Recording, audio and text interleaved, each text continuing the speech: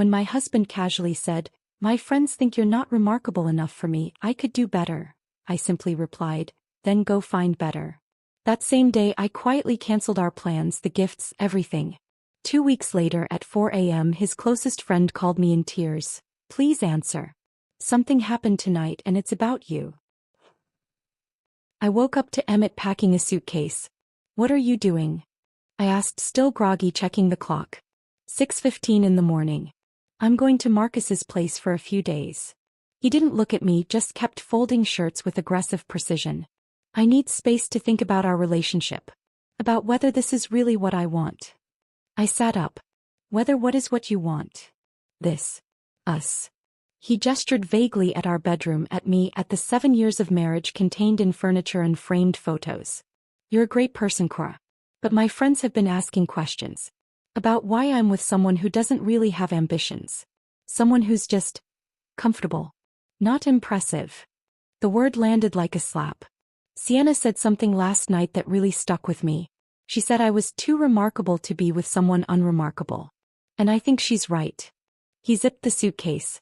"So I'm going to take some time. Figure out if I want to stay in this marriage or if I want to find someone more aligned with where my life is going." He walked toward the door, suitcase in hand. "Emmett," I said. He turned back, probably expecting tears, expecting me to beg him to stay. "Before you go, I need to tell you something about my work. About what I've actually been doing for the last 3 years while you thought I was just comfortable and unremarkable." He set down the suitcase, annoyed. "Cora, this really isn't the time. My company was just acquired for $21 million. My share is $12.7 million. I said it calmly, clearly, watching his face process information that didn't fit his narrative. "So yes, take your time at Marcus's place. Think about whether you want to find someone more impressive. And while you're doing that, I'll be planning something special for your birthday. Don't worry, you and all your friends are invited." His mouth opened. Nothing came out. "Oh, and Emmett? The apartment lease is in my name. So take all the time you need. Just not here." The silence that followed was the most satisfying sound I'd heard in 7 years. He stood frozen in the doorway, suitcase handle gripped in one hand, his brain visibly trying to process what I'd just said. I could see the calculations happening behind his eyes. 12.7 million, company acquisition, 3 years. Trying to reconcile the numbers with the woman he thought he knew. "You're lying," he said finally. His voice was flat, defensive. "You don't have a company. You do freelance consulting from the apartment." "I do crisis management consulting," I corrected. "For tech companies. Data breaches, PR nightmares, executive scandals. The kind of disasters other firms won't touch." I reached for my phone on the nightstand, pulled up my email, turned the screen toward him. "This is from Catalyst Ventures. The acquisition closed yesterday. Would you like to read the wire transfer confirmation?" He didn't move. Didn't reach for the phone. Just stared at me like I'd suddenly started speaking a language he didn't understand. "My business partner's name is Maya Chin.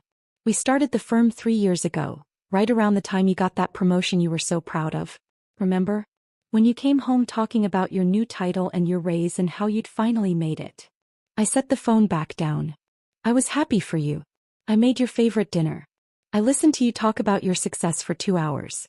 I never mentioned that I'd just signed my first 7-figure client." "Why?" The word came out strangled.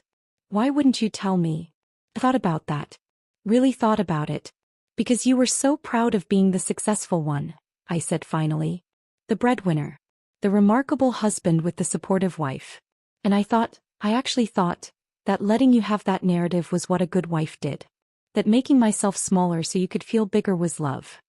I got out of bed, walked past him to the closet. Started pulling out clothes for the day.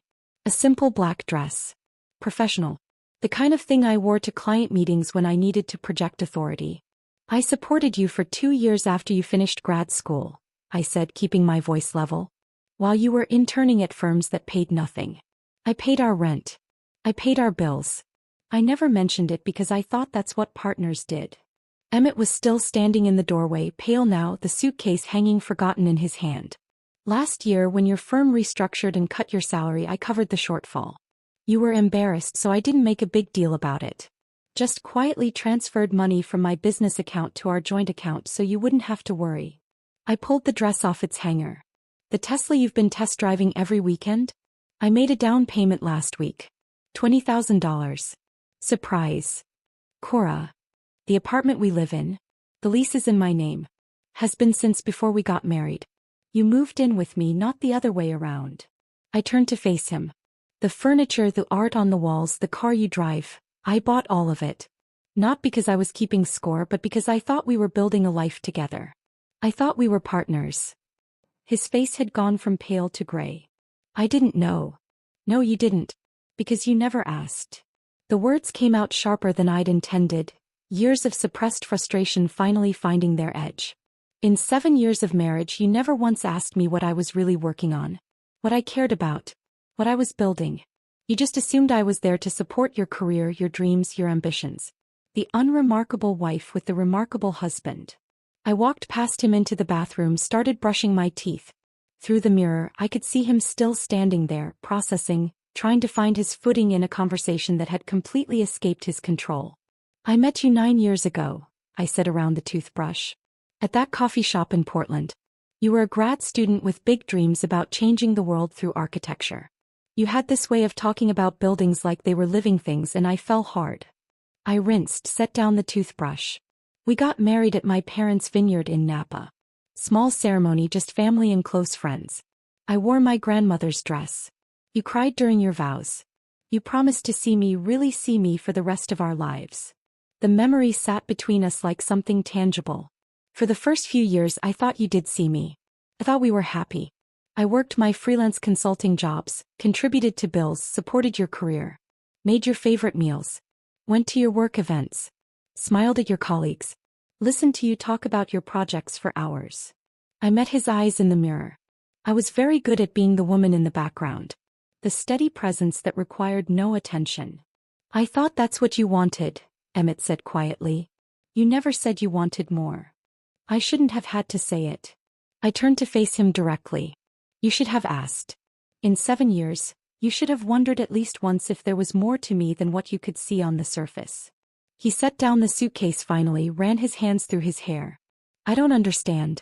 If you had all this success, this company, this money, why did you hide it?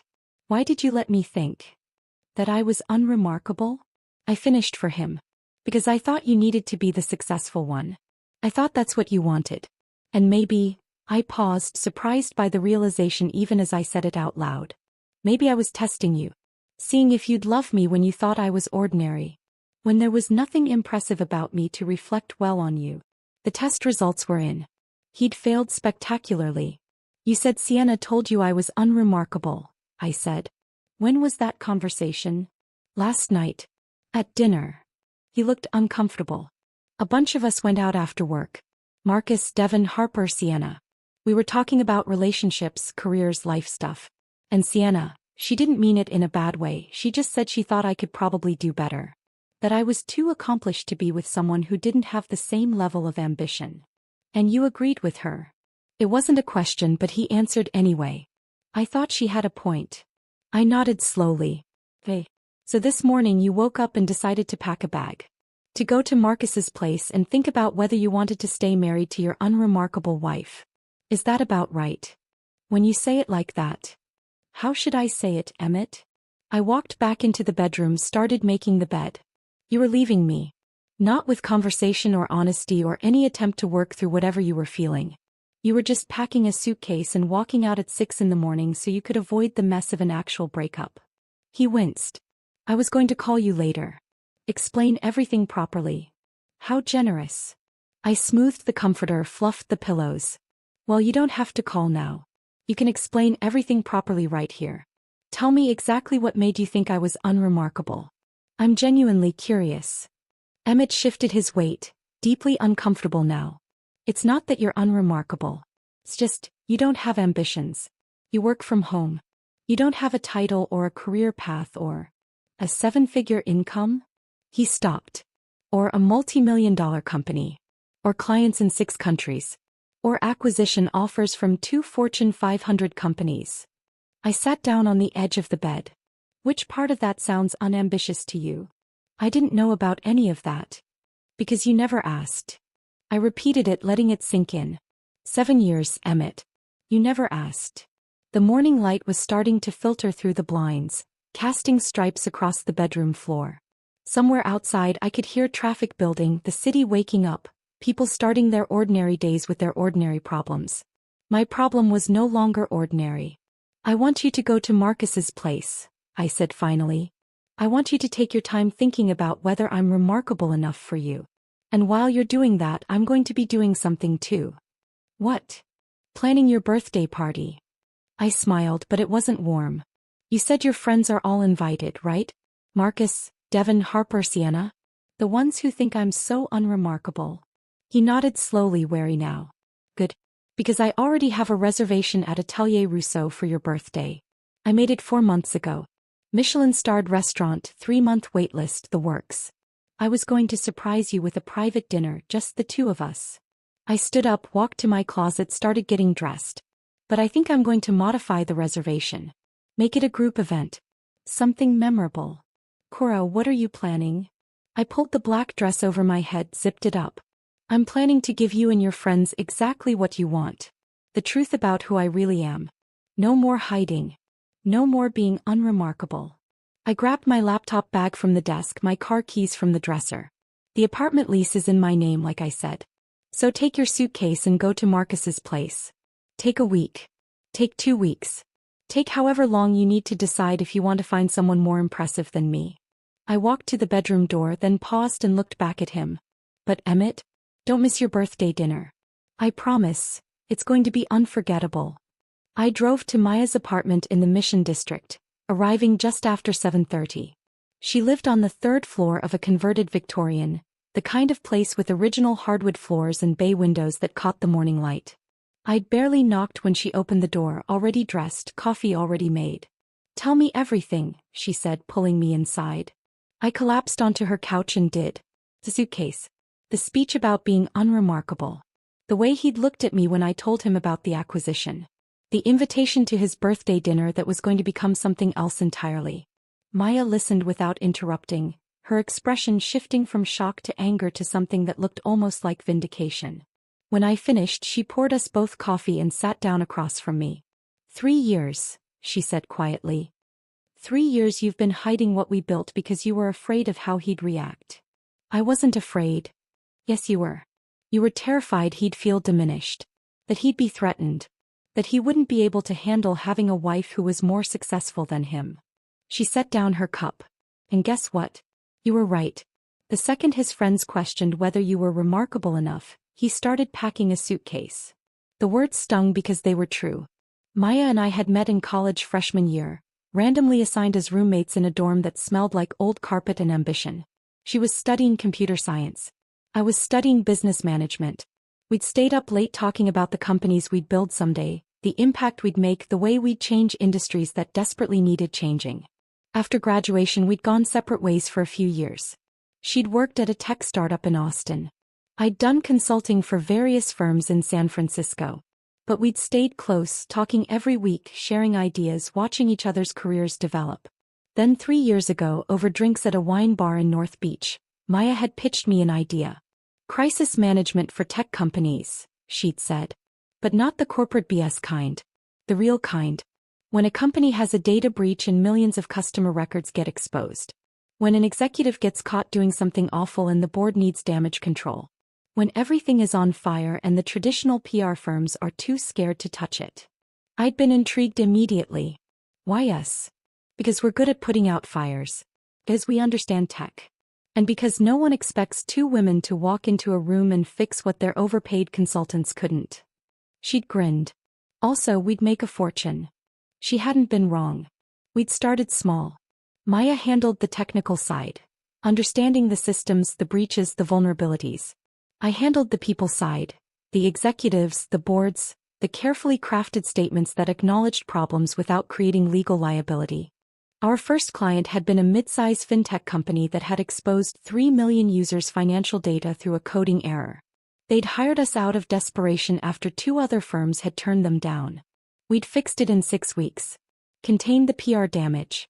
Implemented new security protocols. Turned a catastrophe into a case study in responsible crisis response. Word spread fast in the insular world of tech executives. By the end of year 1, we'd billed $800,000. By the end of year 2, $2.3 million.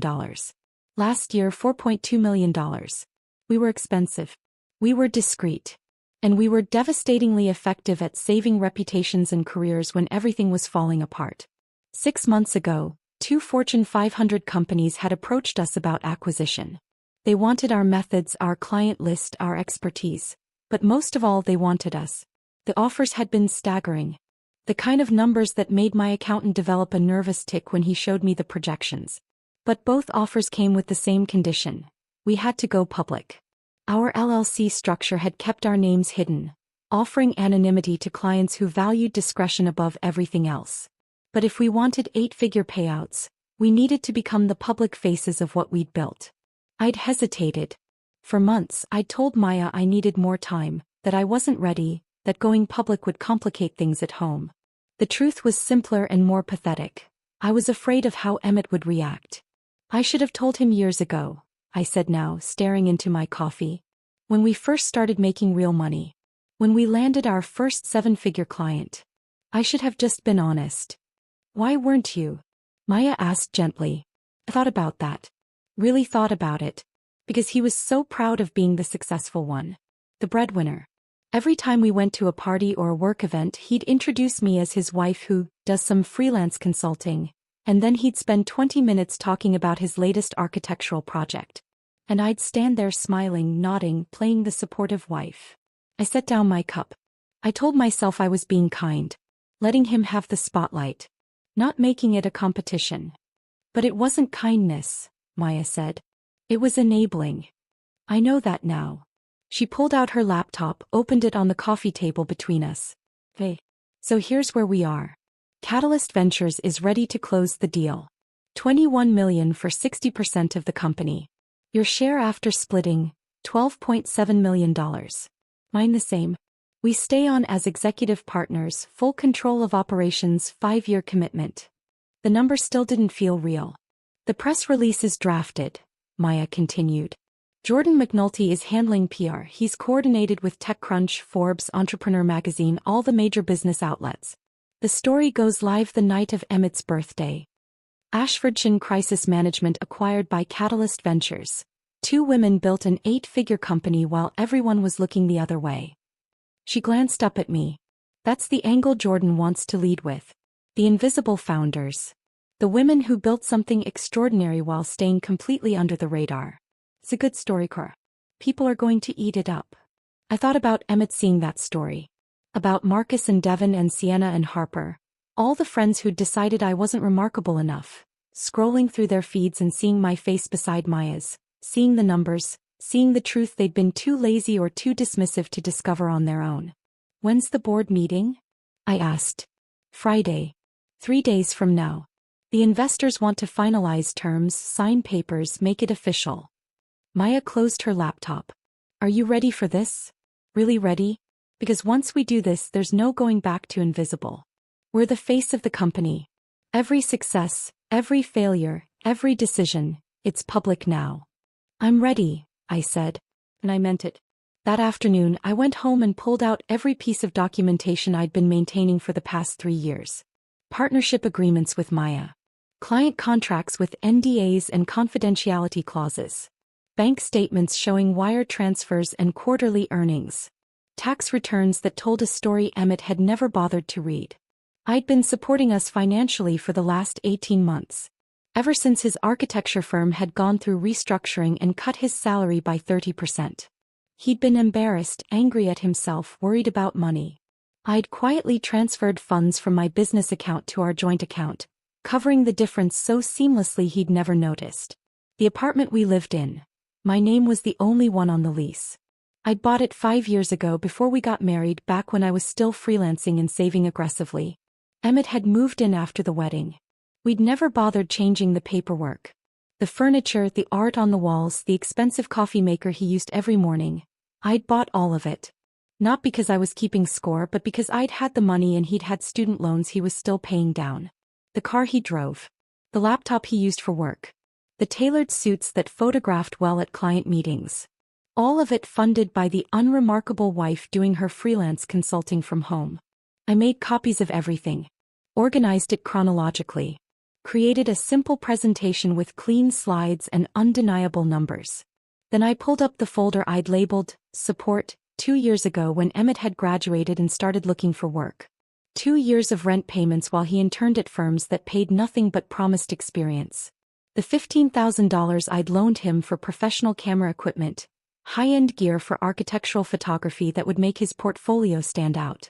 He'd promised to pay me back when he got his first real paycheck. That was 4 years ago. We'd never discussed it again. The $8,000 website redesign by a professional developer who'd made Emmett's online portfolio look slick and sophisticated. The $3,000 I'd spent on his membership to the American Institute of Architects. The countless dinners and client lunches I'd funded while he was networking and building connections. I'd never thought of it as keeping score. I'd thought of it as partnership, as investment in our shared future, as the invisible work that held relationships and households together. But looking at the numbers now, spread across my desk in neat columns of debits and credits, I realized I'd been subsidizing more than his career. I'd been subsidizing his ego.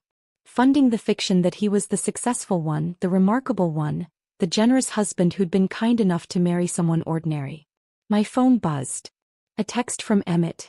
Can we talk? I've been thinking about what you said. I stared at the message for a long moment. Then I typed back. Not yet. Enjoy your time at Marcus's place. We'll talk at your birthday dinner.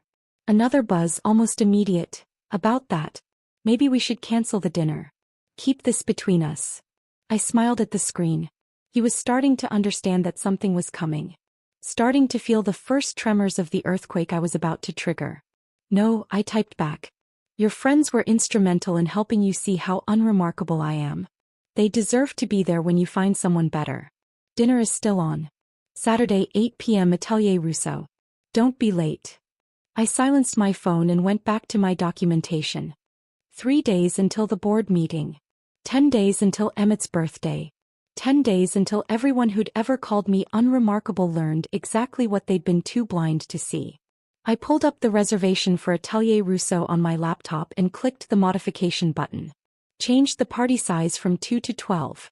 Added a note requesting the semi-private dining room with presentation capabilities.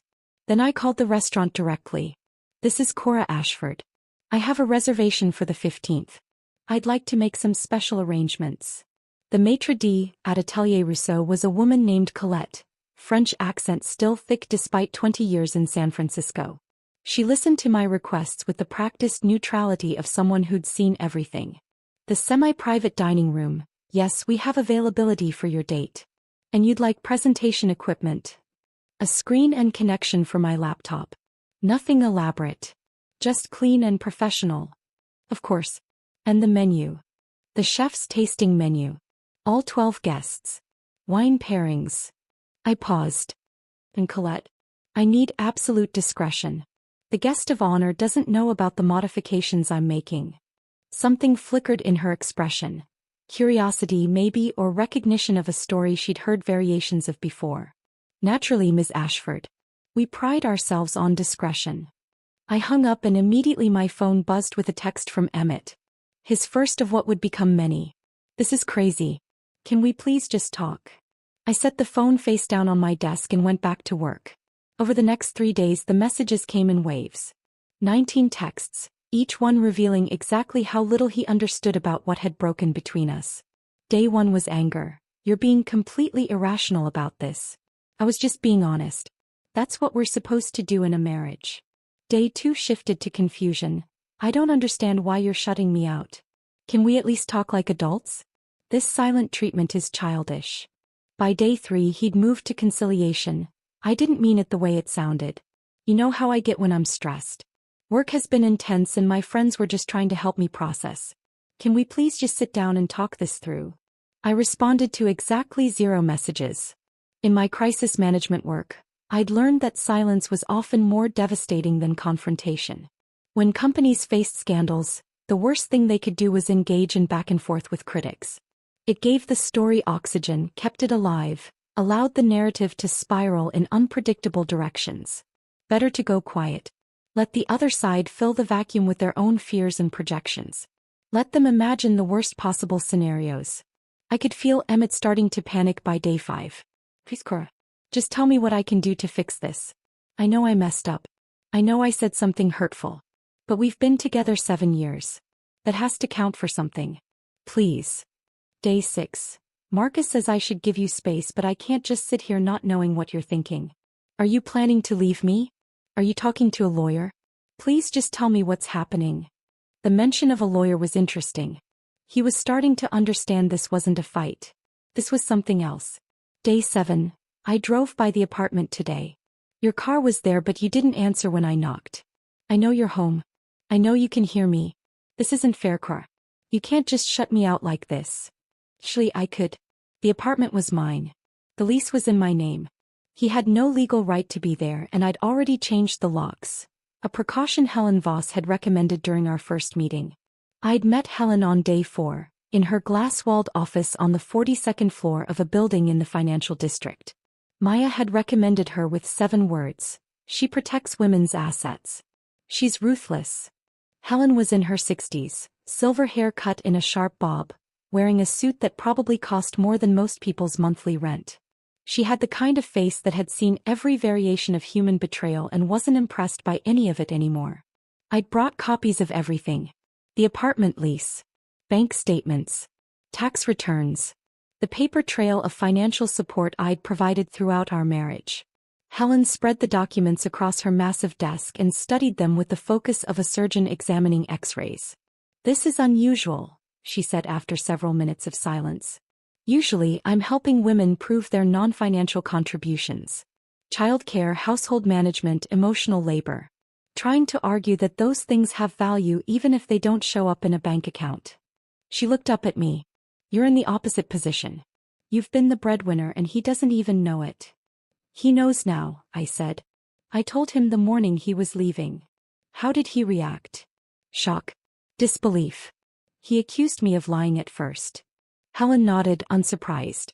They usually do. Men like your husband build their identity around being providers. When that narrative collapses, they don't handle it well. She pulled out a legal pad and started making notes. California is a community property state. Anything acquired during the marriage is presumed to be jointly owned. But there are exceptions. She walked me through the specifics. The apartment was mine. Acquired before marriage, lease never changed. That was separate property. My business was trickier. Maya and I had started it during my marriage, which meant Emmett could potentially claim a portion of its value. But, Helen said, tapping her pen against the pad, if you can demonstrate that you built the business with your own labor and capital, and that he made no contributions to its success, you have a strong argument for keeping it separate. Do you have documentation of how you funded the startup costs? Everything came from my personal savings. From before we were married. Good. And did he ever contribute financially to the business? Invest money? Provide loans? No. He didn't even know it existed until 4 days ago. Helen allowed herself a small smile. Even better. What about his career? Did you support him financially while he was building his? I told her about the 2 years of rent payments, the equipment loan, the website design, the professional memberships and networking events. Document all of it, Helen said. Dates, amounts, any written communication about repayment. In California, when one spouse supports the other's education or career development, that can be considered a separate contribution that offsets community property claims. She drew up preliminary separation papers. Advised me on asset protection. Explained how to separate our bank accounts without triggering suspicion. Are you sure you want to do this? Helen asked as I was leaving. 7 years is a long time. People say things they don't mean when they're stressed or influenced by friends. Sometimes marriage counseling can. 7 years of being invisible is long enough, I said. Helen studied me for a moment, then nodded. All right. I'll have the papers ready by early next week. But Ms. Ashford? Once you file, there's no putting this back in the box. Make sure this is really what you want. I thought about Emmett's suitcase. About the casual cruelty of being called unremarkable. About 7 years of making myself smaller so he could feel bigger. It's what I want, I said. On day 8, I met with Jordan McNulty at a cafe in the Mission. He was already there when I arrived, sitting at a corner table with his laptop open and 2 coffees waiting. Jordan was in his early 40s, perpetually dressed like he'd just come from a meeting with important people, which he usually had. He'd built his career managing product launches for tech companies, the kind of careful narrative construction that turns software releases into cultural moments. "You're finally doing it," he said when I sat down. "Going public with what you've built." I explained the situation. The marriage ending. The acquisition closing in less than 2 weeks. The birthday dinner I was planning for Emmett and his friends. Jordan listened without interrupting, his expression shifting from surprise to something that looked almost like admiration. "This is delicate," he said when I finished. "We can't make it look like you're announcing the acquisition to humiliate your husband. It has to be about the business. About you and Maya stepping into your power. The personal stuff, the marriage, the birthday dinner, that stays personal." "I'm not trying to humiliate him," I said. "I'm just done hiding." "I know. But the press won't see it that way if we're not careful. They'll make it about revenge, about a bitter wife getting back at her husband. That's not the story we want." He pulled up a draft press release on his laptop. Ashfordshire Crisis Management acquired by Catalyst Ventures. 2 women built an 8-figure company while everyone was looking the other way. We lead with the business achievement. The innovation. The fact that you've been handling some of the biggest tech crises of the last 3 years and nobody knew your names. That's the story. When does it go live? I'm thinking Saturday night. 11 p.m. After your dinner. He glanced at me. That gives you your moment with Emmett and his friends. Then while they're all processing what you told them, the press release hits. By morning it's everywhere. Tech blogs, business news, LinkedIn. The story becomes about your success, not about your marriage. Can you coordinate with Forbes? TechCrunch. Already have. They're hungry for this story. Secret female founders who built something massive? That's catnip for business press right now. He closed his laptop. "But Cora, I need you to understand something. Once you're visible, you can't go back to invisible. People will have opinions about you. About your business. About your marriage. They'll dissect your life on social media. Are you ready for that?" I thought about the last 7 years. About introducing myself as Emmett's wife at parties and watching people's eyes glaze over with disinterest the moment they learned I just did some consulting. About being remarkable in secret because I was afraid of what visibility would cost. "I'm ready," I said. On day 14, the morning of Emmett's birthday, I woke at 5 a.m. to an email from Maya with the subject line, "We did it. Wire transfer confirmed. We're rich. $12.7 million just hit your account. Check it." "I'll wait." I pulled up my banking app with shaking hands. The number was there. Undeniable. 7 figures followed by more figures than I'd ever seen in my personal account. I waited for euphoria. For tears. For some big cinematic moment of triumph. Dad, I felt calm. Like I'd been walking through fog for 7 years and someone had finally turned on the sun. The money wasn't the point. The point was I'd built something real while everyone was looking the other way. I'd proven, to myself if no one else, that remarkable wasn't something someone else got to decide about you. I got out of bed and walked to my closet. Pulled out the midnight blue silk dress I'd bought last week specifically for tonight. Simple cut, expensive fabric, the kind that whispered instead of shouted. I showered, did my makeup, styled my hair. When I looked at myself in the mirror, I barely recognized the woman looking back. Not because I looked different, but because I felt different. Thought. Present. Done disappearing. My phone buzzed. Another text from Emmett. "See you tonight?" I smiled at the screen and typed back. 8 p.m. Don't be late. I arrived at Atelier Rousseau at 7:45, parking in the structure across the street. The evening air was cool, typical for San Francisco in late September, carrying that salt and fog smell from the bay. I walked the 2 blocks to the restaurant, my heels clicking against the pavement in a steady rhythm that felt like a countdown. The restaurant's exterior was understated, just a brass plaque beside a dark wooden door, the kind of place that didn't need to announce itself because everyone who mattered already knew where it was. I'd walked past it a dozen times with Emmett over the years, watching him slow down each time, his eyes lingering on the couples disappearing through that door into whatever magic waited inside. "Someday," he'd say. "When I really make it, we'll go there." I'd made the reservation 4 months ago. Back when I still thought we meant something. Colette was waiting inside, elegant in black, her French accent still thick despite what I knew was 20 years in San Francisco. She recognized me immediately. We'd spoken on the phone 3 times in the past week, finalizing details.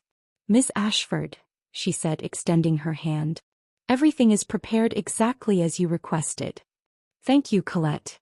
She led me past the main dining room, past tables of well-dressed couples speaking in low voices over wine that cost more per bottle than most people's weekly groceries. We went through a corridor lined with black and white photographs of the Parisian food markets, then through a door into the semi-private dining room I'd reserved. It was perfect. The table was set for 12 champagne flutes catching the light from the Edison bulbs overhead. The menus were already placed. I'd pre-selected the chef's tasting menu, 7 courses, wine pairings with each.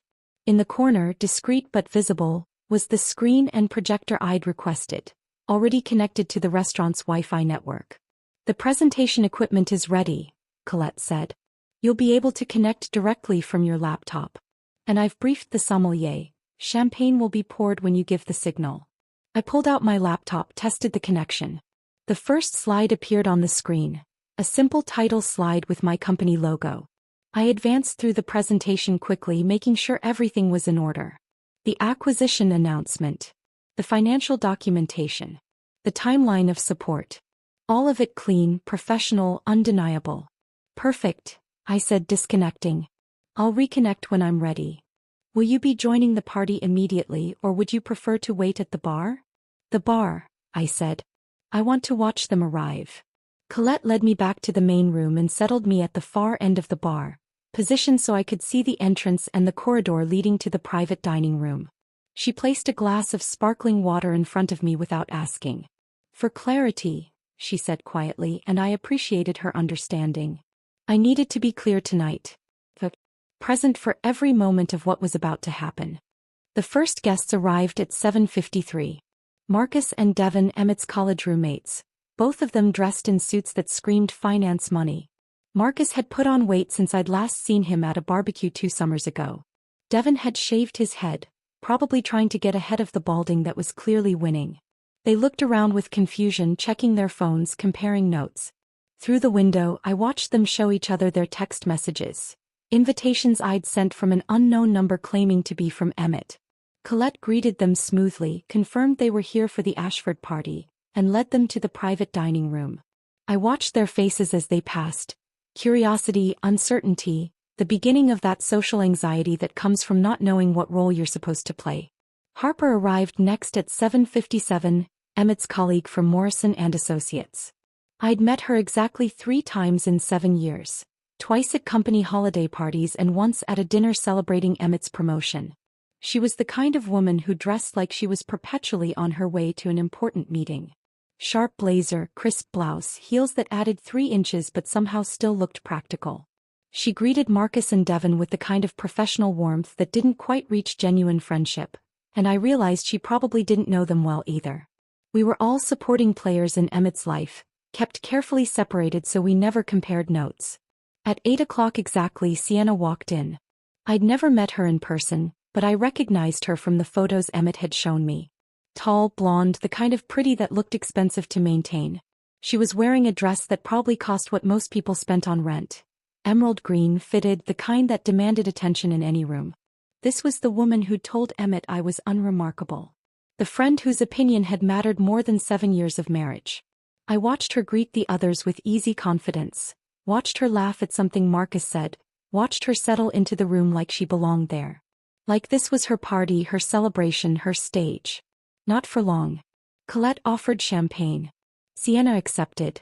The others followed suit. They clustered in the private dining room, visible through the glass partition, their body language shifting from confusion to that forced social energy people adopt when they're not sure what's happening but don't want to seem uncool. I checked my phone. 8:02. Emmett was late. Then the door opened and there he was. He stood in the entrance for a moment, scanning the restaurant, and I watched the confusion bloom across his face when he spotted his friends through the glass. He pulled out his phone, checked it like he might have missed a message explaining what was happening. He was wearing the charcoal suit I'd bought him 18 months ago when he'd made senior design lead.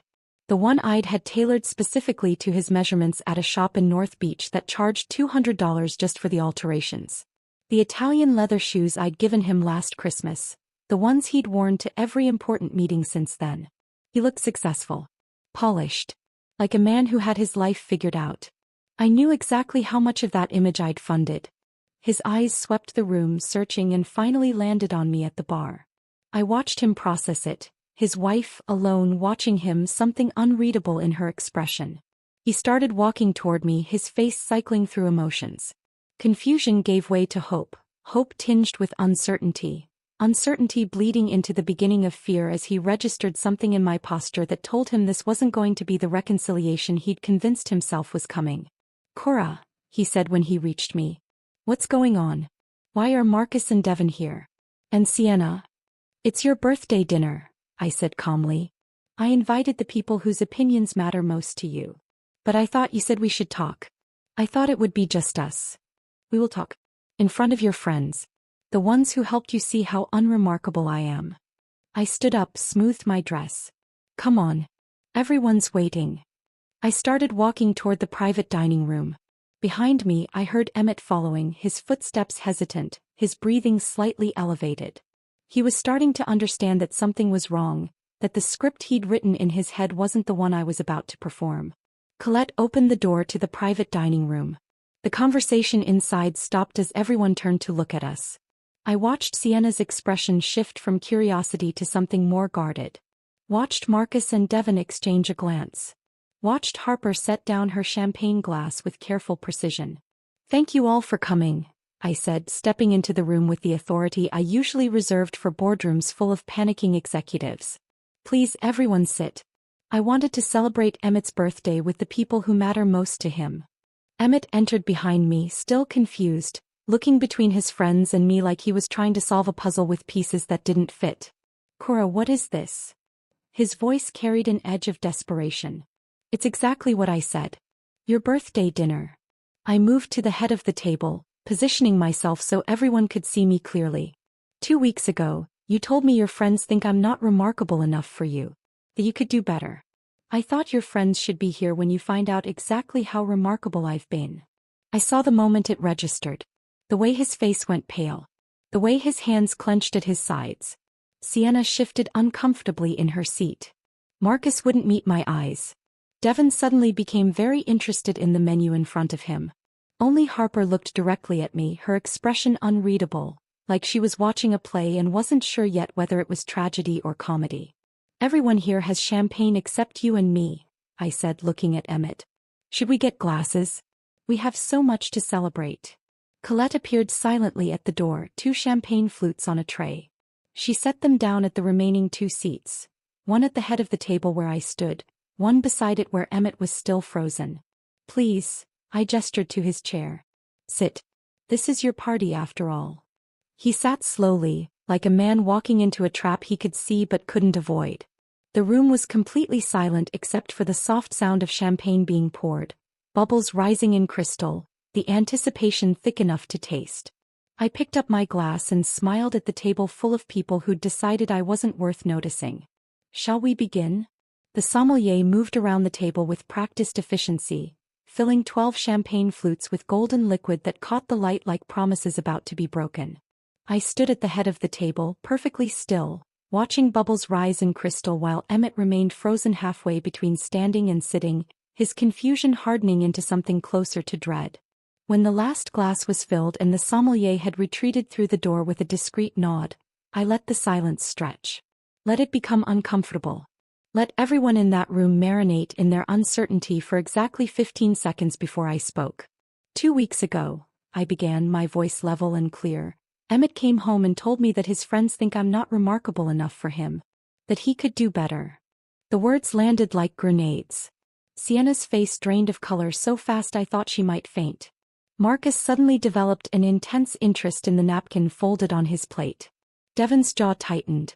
Harper, the only person in the room who looked genuinely surprised rather than guilty, turned to stare at Emmett with an expression I couldn't quite read. "And you know what?" I continued, keeping my tone conversational, almost light. "He was absolutely right." I saw the confusion ripple through the room. This wasn't the script anyone had expected. I'm not remarkable enough. I'm remarkable in ways he never bothered to notice. In ways none of you bothered to ask about. I pulled out my phone, connected it to the screen in the corner. The first slide appeared, clean, professional, undeniable. This is my company. Ashfordshire Crisis Management. The logo filled the screen. Simple. Elegant. Professional. For 3 years, while Emmett was collecting his architecture awards and introducing me at parties as his wife who does some freelance consulting, my business partner Maya and I have been running a boutique crisis management firm specializing in tech companies. I advanced to the next slide. A list of services, carefully worded to protect client confidentiality but specific enough to convey scope. We handle the disasters other consultants won't touch. Data breaches affecting millions of users. PR nightmares involving executive misconduct. Corporate scandals that could destroy companies if mishandled. We're discreet, we're effective, and we're very, very expensive. Next slide. Client testimonials with names redacted. Case studies with identifying details removed. Revenue charts showing exponential growth over 3 years. I heard someone inhale sharply. Couldn't tell who. Last year we billed $4.2 million. This year we're on track for $6.8 million. 6 months ago, 2 Fortune 500 companies approached us with acquisition offers. I let that information settle, watching faces process numbers that didn't match the narrative they'd constructed about who I was. This morning, I said, advancing to the next slide, we finalized the acquisition. The announcement from Catalyst Ventures filled the screen. Official letterhead. Legal language. And at the bottom, the number that had made my accountant's hands shake when he'd shown me the wire transfer confirmation. 60% of the company sold to Catalyst Ventures for $21 million. My share, after splitting with my partner and paying out early investors, $12.7 million. The silence that followed was absolute. Not even breathing sounds. Just 12 people frozen in place, champagne glasses suspended, brains trying to reconcile the woman standing in front of them with the one they'd dismissed as unremarkable. I let them sit with it. Let the number echo in the quiet space. Then I advanced to the next slide. But let me show you something else. Because the remarkable thing isn't just what I built. It's what I built while everyone assumed I was building nothing. Bank statements appeared on the screen. My account and our joint account, side by side, showing monthly transfers for the last 18 months. These are the deposits I made to cover our household expenses after Emmett's firm restructured and cut his salary by 30%. He was embarrassed about the pay cut, so I quietly transferred money from my business account to our joint account. Enough to cover the shortfall so he wouldn't have to worry. Emmett made a sound, something between a gasp and a groan. I didn't look at him. Kept my eyes on the screen, on the evidence that couldn't be argued with. Next slide. Rent receipts from 5 and 6 years ago. These are from the 2 years after Emmett finished grad school. While he was interning at architecture firms that paid nothing but promised experience, I paid our rent. Both of us. For 24 months. Next slide. A bank transfer for $15,000. This is the loan I gave Emmett for professional camera equipment. High-end gear for architectural photography to make his portfolio stand out. The loan agreement said he'd repay it when he got his first real paycheck. That was 4 years ago. We never discussed it again. I could feel Emmett staring at me, could sense the weight of his gaze, but I kept my focus forward. Next slide. An invoice from a web development company. $8,000 for a professional website redesign. His portfolio site, the one that helped him land his job at Morrison & Associates. Next slide. Another invoice. $3,000 for his membership in the American Institute of Architects. Professional development courses. Networking events. Materials for presentations. Slide after slide. A paper trail of support that had been invisible because I'd never demanded recognition for it. Never mentioned it. Never held it over him. The receipts added up in real time on the screen. Dinners I'd paid for while he was networking. The car insurance I'd covered.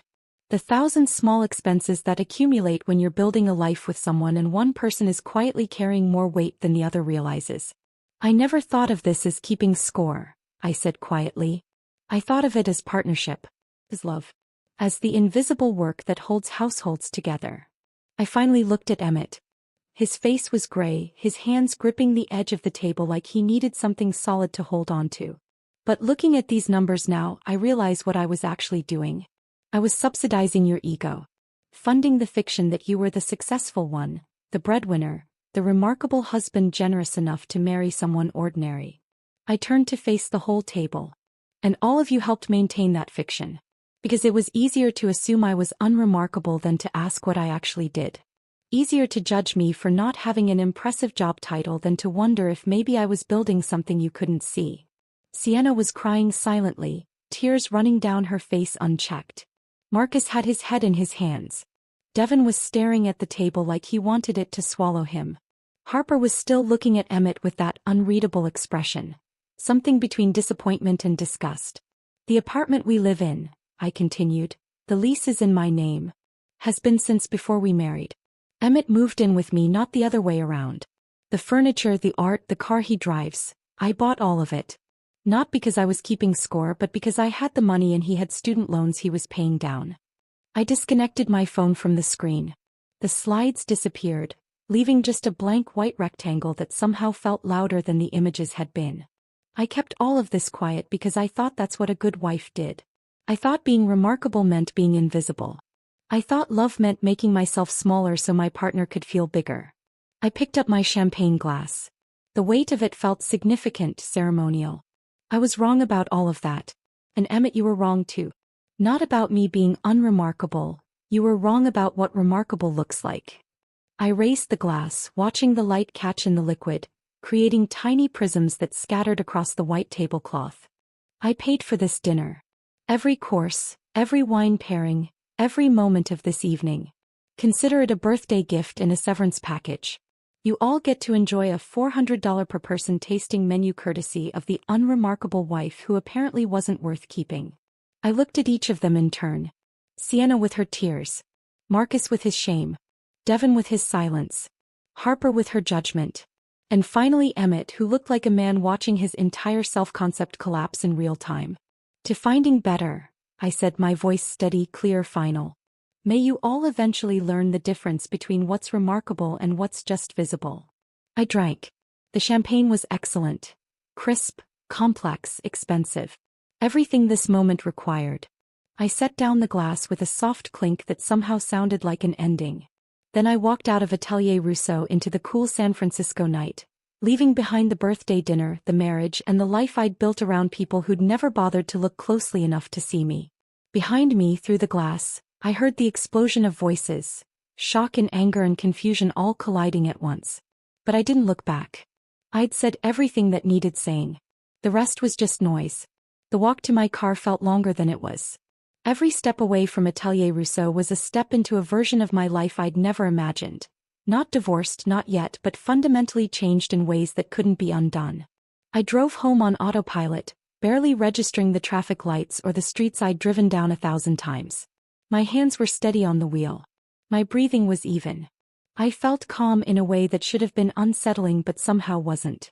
The apartment was dark when I let myself in. I didn't turn on the lights. Just walked to the windows overlooking the city and stood there, watching San Francisco prepare for sleep. Lights dimming in office buildings, last calls wrapping up in bars, the pulse of the city slowing to its nighttime rhythm. My phone was on silent but I could see it lighting up on the counter. Text after text. I didn't read them. Instead, I sat down on the couch in the darkness and waited. For what, I wasn't entirely sure. Grief maybe. Regret. The emotional aftermath of detonating 7 years of marriage in front of an audience. But none of that came. Just that same clear, calm certainty that I'd done exactly what needed to be done. I must have dozed off at some point because I was startled awake by my phone ringing at 4:17 a.m. The screen showed an unknown number. San Francisco area code. I stared at it for 3 rings, debating whether to answer before curiosity won out. Hello. Please. A woman's voice wrecked with crying. Fiskora. Something happened tonight and it's about you.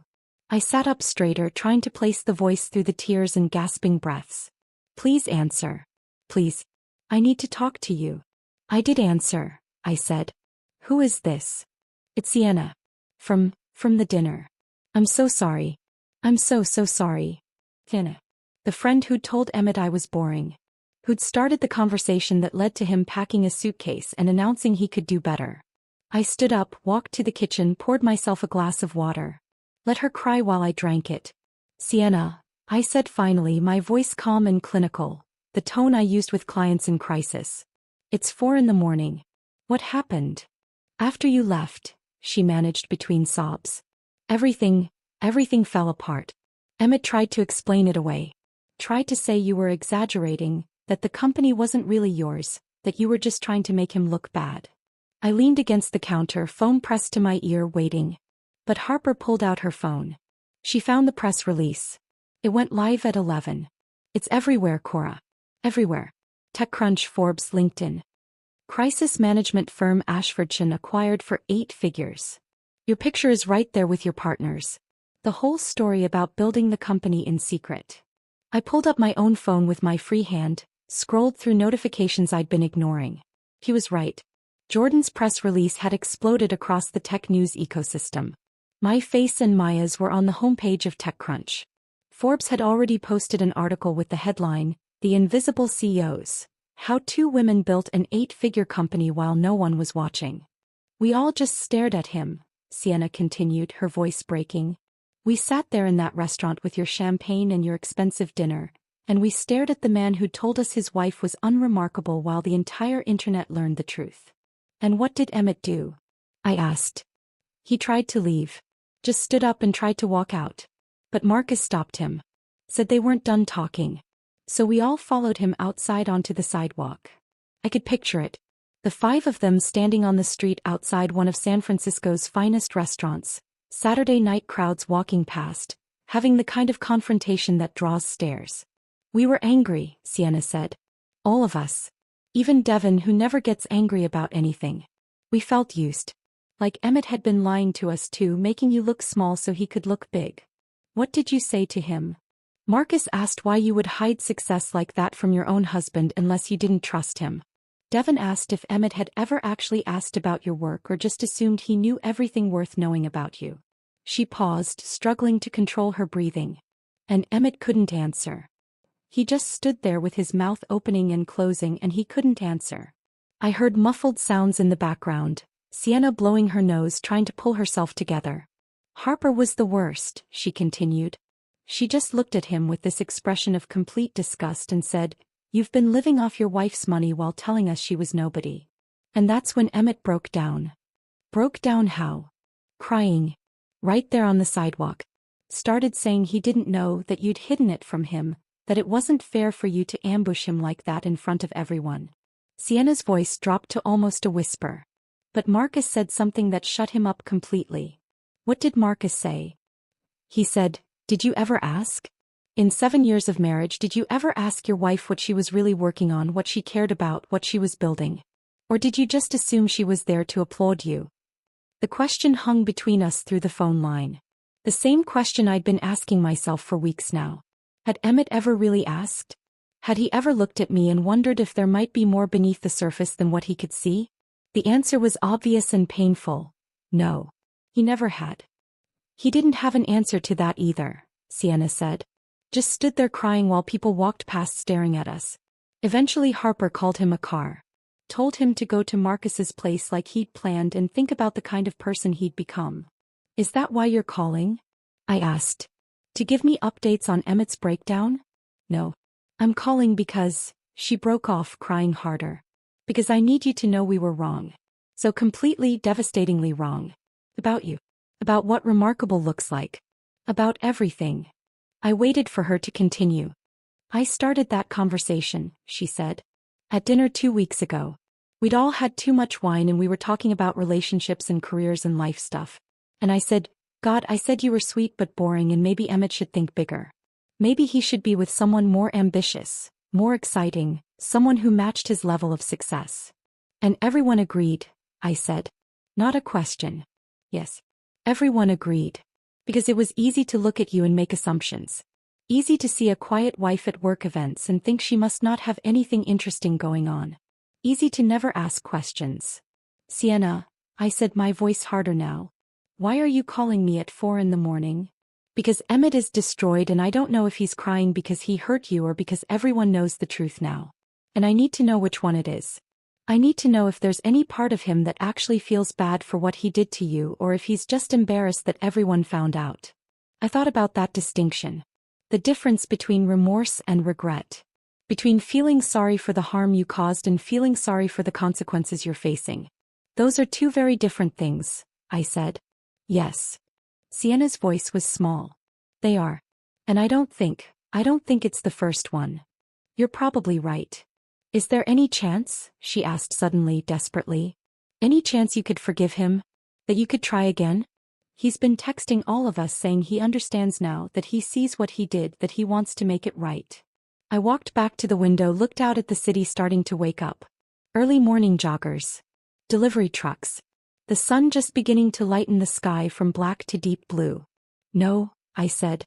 There isn't a chance. But if he's really learned, if he's really changed. Sienna, he didn't change. He got caught. There's a difference. I leaned my forehead against the cool glass. And even if he had changed, even if this somehow transformed him into a person capable of seeing me clearly, I don't want to be there for his transformation. I don't want to be the test case for his growth. So it's really over? It was over the moment he packed that suitcase, I said. Everything since then has just been epilogue. She was quiet for a long moment. Then, what you did tonight, showing us all the truth like that, was it revenge? I considered the question honestly. No, I said finally. It wasn't revenge. Revenge requires wanting someone to suffer. I didn't want that. I just wanted people to stop living in the comfortable fiction Emmett had built. I wanted the truth to be visible. Well, it is now, Sienna said softly.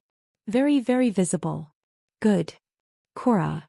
Her voice was tentative now, like she was afraid to ask but needed to anyway. Do you hate us? For what we said, for how we talked about you? No, I said, surprising myself with the honesty of it. I don't hate you. I just don't think about you at all anymore. That seemed to land harder than hatred would have. I have to go, I said. It's late.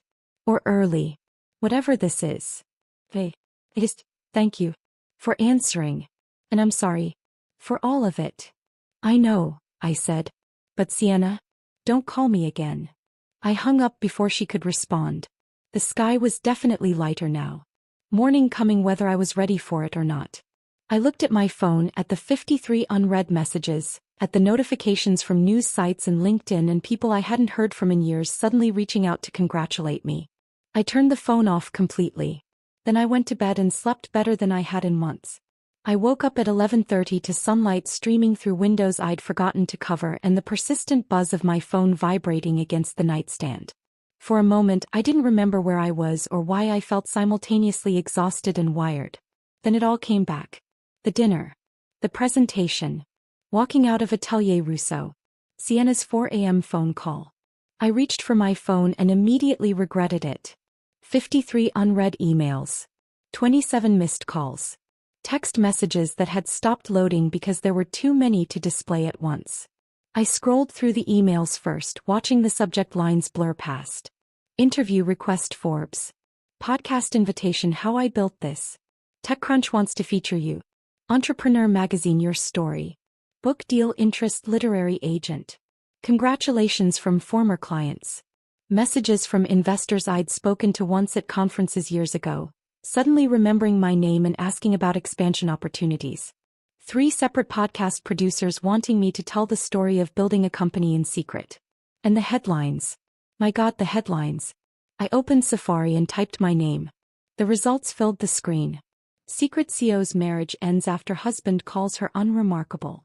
The woman who built an 8-figure company while her husband thought she was nobody. From invisible to unstoppable. One woman's revenge on being underestimated. Tech executive exposes husband's belittling at his own birthday party. Some articles were sympathetic, framing me as a woman who'd finally stood up for herself. Others were critical, using words like calculating and vindictive and public humiliation. One opinion piece questioned whether someone who would weaponize a birthday dinner had the emotional stability to run a crisis management firm. Everyone had an opinion. Everyone had a take. My life had become a story people told to prove whatever point they wanted to make about marriage, success, gender dynamics, or revenge. I set the phone down and went to make coffee. The apartment felt different in daylight. Emptier somehow, even though nothing had physically changed. It was still my furniture, my art on the walls, my coffee maker on the counter. But it felt less like home and more like a stage set waiting for the next scene. I was halfway through my first cup when someone knocked on the door.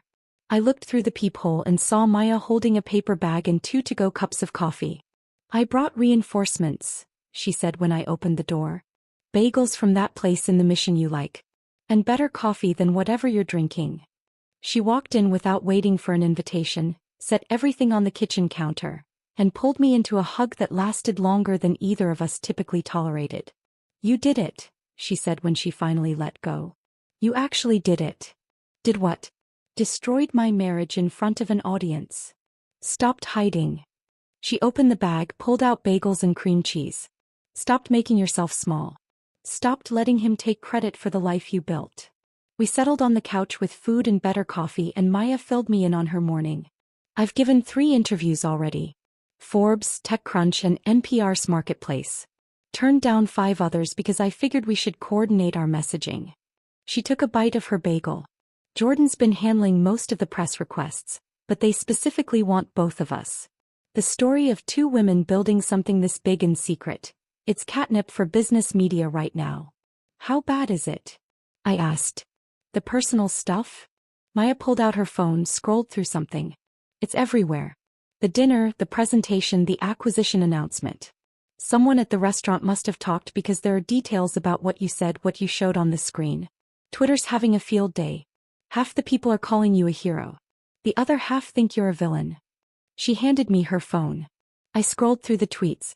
"This is what we mean when we say women's work is invisible." She was literally funding his entire life and he called her unremarkable.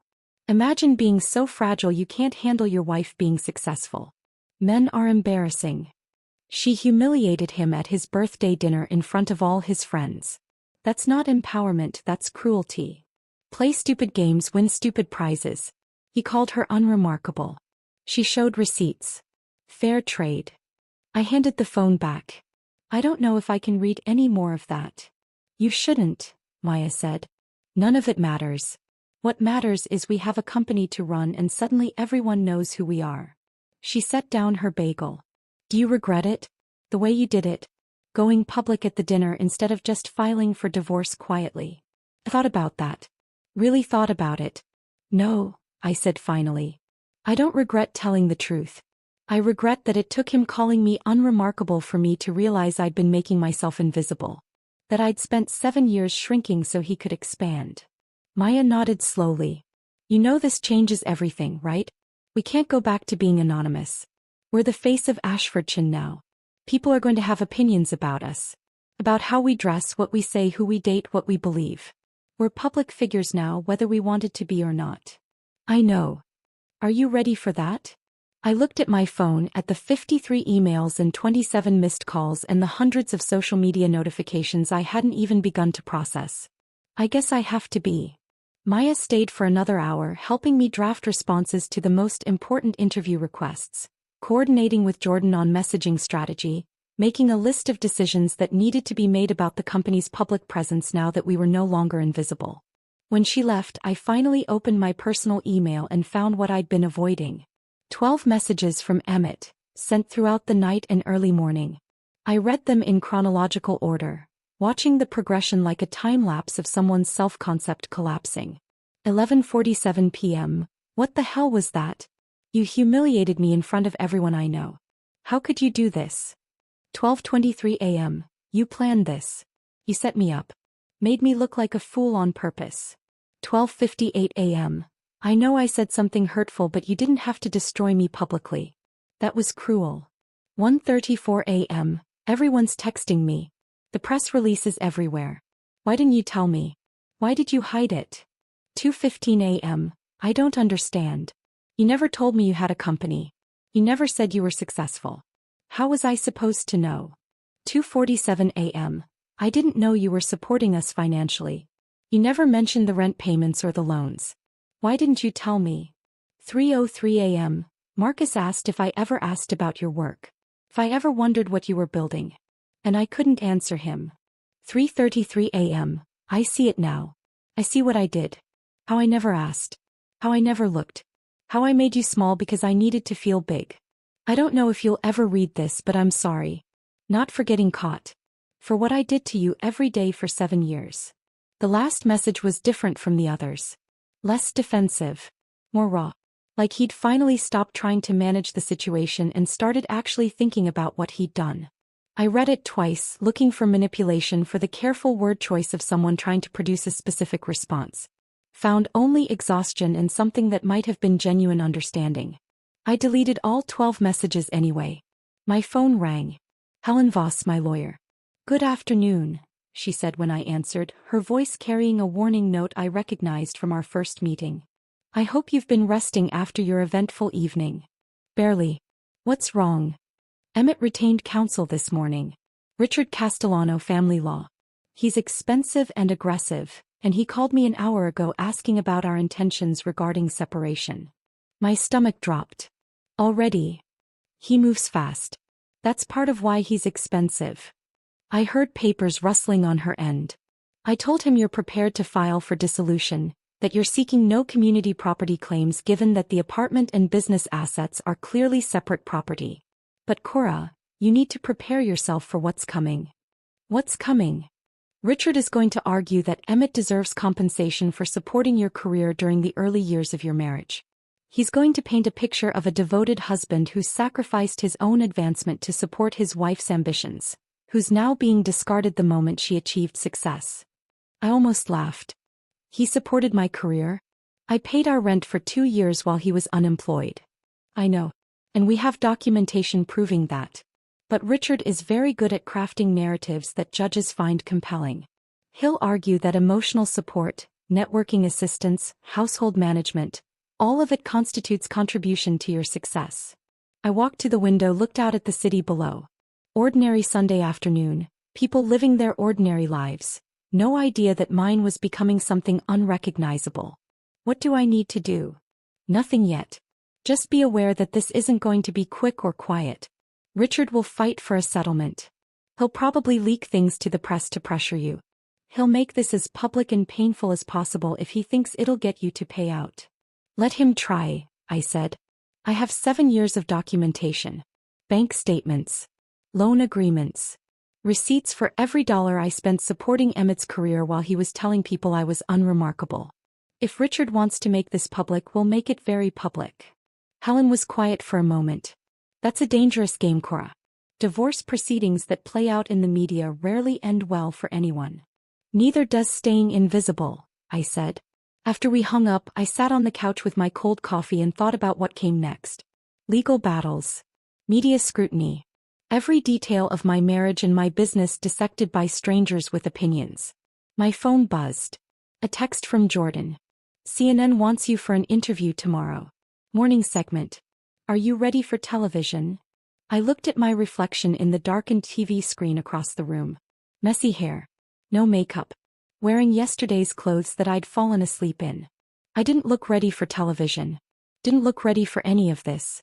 But ready or not, I was already in it. Yes, I typed back. Send me the details. Because if I was going to be visible, I might as well be impossible to miss. The CNN interview aired on a Tuesday morning. I watched it from the green room of a podcast studio in Oakland where I was scheduled to record next, my phone muted, coffee going cold in my hand. The host asked predictable questions about the acquisition, about building a company in secret, about what it felt like to finally step into the spotlight. I'd given careful answers, the ones Jordan and I had rehearsed, professional, measured, focused on the business rather than the personal drama everyone actually wanted to hear about. But then she'd asked the question I hadn't prepared for. Do you think your husband ever loved you? I'd paused on screen and I watched myself now in that pause, seeing something flicker across my face that I couldn't quite name. I think he loved the version of me that fit into his story, I'd said finally. The question is whether that counts as love at all. The clip went viral within hours. By afternoon, it had been turned into memes, quoted in think pieces, debated on Twitter by people who'd never met either of us but had strong opinions about what love should look like. That was 8 weeks ago. Now it was early December and I was standing in the new offices Maya and I had leased in the financial district 43rd floor, looking out at the bay through floor-to-ceiling windows that made the whole city look like something we owned. The space was everything we'd dreamed about during those late nights 3 years ago when we were still building in secret. Exposed brick walls. Open floor plan with standing desks and collaborative spaces. A conference room with a view so stunning that clients sometimes lost their train of thought mid-sentence, distracted by the bridge and the water and the sense that they were making decisions at the top of the world. We had 40 employees now. Actual staff with business cards and email signatures and 401k plans. Clients in 6 countries.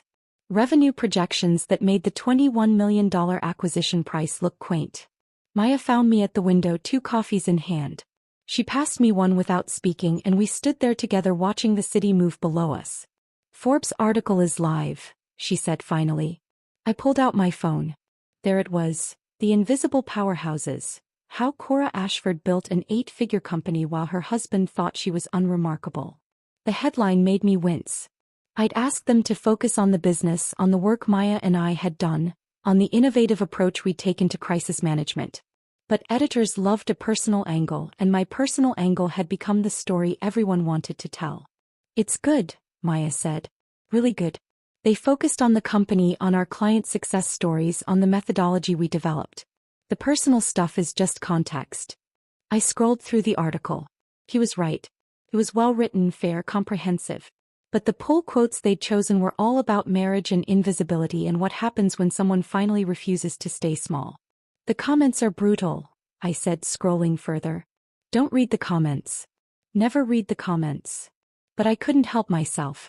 The opinions ranged from supportive to savage. Everyone projecting their own experiences and grievances onto my story. She's a hero for exposing him. She's vindictive for humiliating him publicly. This is what feminism looks like. This is what narcissism looks like. I locked my phone and put it in my pocket. How are you doing? Maya asked. Really doing? I don't know, I said honestly. Some days I feel clear and strong and certain I did the right thing. Other days I wonder if I could have handled it differently. Been less public. Less dramatic. You weren't dramatic. You were honest. There's a difference. Tell that to the internet. Maya turned to face me fully. Cora, you spent 7 years making yourself invisible so your husband could feel impressive. You built a multi-million-dollar company while he was telling people you did some freelance work. When you finally told the truth about who you were and what you'd built, people called it revenge. But it wasn't revenge. It was just refusing to participate in his fiction anymore. I knew she was right. Knew it intellectually. But knowing something and feeling it are different things. My phone buzzed. An email from an address I didn't recognize but a name I did. Emmett. I stared at it for a long moment before opening it. Cora, I've had time to think. To really think about what I did, what I said, who I was. You asked me once what I thought about you, really thought, and I said my friends might have a point about you not being impressive enough. I've realized now that the only unimpressive thing in our marriage was my inability to see what was right in front of me. You were building an empire while I was building my ego. You were creating something meaningful while I was creating an image. I don't expect forgiveness. I don't deserve it. I just wanted you to know that I see you now. Really see you. And you're the most remarkable person I've ever known. I'm sorry it took losing you to figure that out. I read it twice, searching for traces of the feeling I'd had 9 years ago when I met him in that coffee shop in Portland. The excitement. The hope. The belief that we were building something real together. Found nothing but a quiet recognition that some lessons come too late. I deleted the email and put my phone away. He reached out again? Maya asked. Last time. I'm blocking the address. Good. We stood at the window for a few more minutes, watching the city, before Maya had to leave for a client meeting. I stayed behind, looking out at the bay, at the bridges connecting San Francisco to the rest of the world, at the boats cutting white lines through gray water. A month later, I gave my first keynote speech. The tech conference in Austin had 2,000 people in attendance, most of them younger than me, hungrier than me, trying to build the kinds of companies Maya and I had already sold. I stood backstage in the wings, listening to my introduction, feeling the particular terror that comes from knowing you're about to walk onto a stage under lights bright enough to blind you. Please welcome Cora Ashford, CEO of Ashfordshire Crisis Management. The applause started and I walked out into the light. I talked for 30 minutes about invisibility as a strategy, about building in the shadows until what you've created becomes undeniable. I talked about the cost of making yourself small, about the years I'd spent diminishing my own accomplishments because I thought that's what partnership required. And I talked about the moment I decided to stop.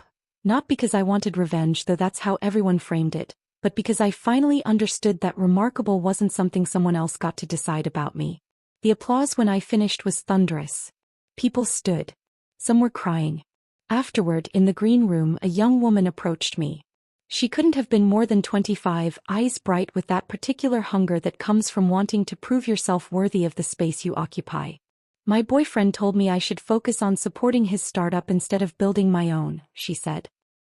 He said two entrepreneurs in a relationship would be too competitive. That someone needed to be the support system. What did you say? I asked. Nothing yet. But after hearing your talk, I'm going home and breaking up with him. I smiled. Good. Is that what you would do? In my position? I thought about that. About 7 years of supporting Emmett's career while quietly building my own. About the price of invisibility and the cost of visibility. About the woman I'd been and the woman I'd become. I'd ask yourself one question, I said. Does he make you feel bigger or smaller? Does being with him expand your sense of what's possible or contract it? If the answer is contract, you already know what to do. She nodded, thanked me, and walked away with the kind of determined stride that suggested she'd already made her decision. On a Friday evening in mid-December, 3 months after the dinner that changed everything, I stood in my apartment. My apartment, paid for with money I'd earned, filled with furniture I'd chosen, and looked out at San Francisco glittering in the winter dusk. My phone buzzed. Maya asking if I wanted to grab dinner. Thai place in the Mission? I typed back. See you in 30. I thought about Emmett sometimes. Wondered if he'd learned the lesson or just learned to hide his assumptions better with the next person. Wondered if he told his version of our story at dinner parties, casting himself as the victim of a vindictive woman who'd hidden her success to make him look bad. I thought about Sienna and Marcus and Devin and Harper. Whether they'd changed how they measured people or just gotten more careful about saying their judgments out loud. But mostly I thought about the woman I'd been. The one who made herself small. Who built empires in secret. Who believed love meant disappearing until there was nothing left of yourself but the reflection in someone else's eyes. And I thought about the woman I'd become. Visible. Valued. Finally taking up the space I'd earned. Emmett had called me unremarkable, and in doing so he'd given me permission to stop performing. Stop shrinking. Stop asking for permission to be exactly as extraordinary as I'd always been. I grabbed my coat and keys, locked the door behind me and headed out into the December evening. The city was alive with lights and movement and possibility. And I was finally, undeniably, unforgettably visible. That quiet revolution, from invisible to unforgettable, turned out to be the most remarkable thing of all. If this story of reclaiming your power had you hooked from start to finish, hit that like button right now. My favorite part was when Cora revealed those bank statements at the birthday dinner, showing who really funded everything. What was your favorite moment? Drop it in the comments below. Don't miss more empowering stories like this. Subscribe and hit that notification bell so you never miss an upload.